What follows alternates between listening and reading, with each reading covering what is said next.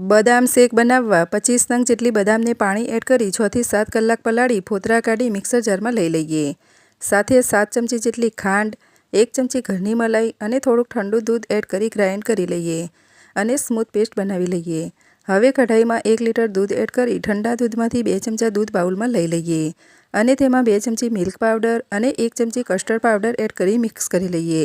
હવે દૂધમાં ઉભરો આવે એટલે ગેસને મીડિયમ કરી થોડા કેસરના તાર અને બનાવેલી બદામની પેસ્ટ એડ કરી મિક્સ કરી લઈએ અને 5 મિનિટ ઉકાળી લઈએ। 5 મિનિટ પછી મિલ્ક પાવડર અને કસ્ટર્ડ પાવડરની પેસ્ટને દૂધમાં એડ કરી મિક્સ કરી લઈએ અને 3 થી 4 મિનિટ ઉકાળી લઈએ।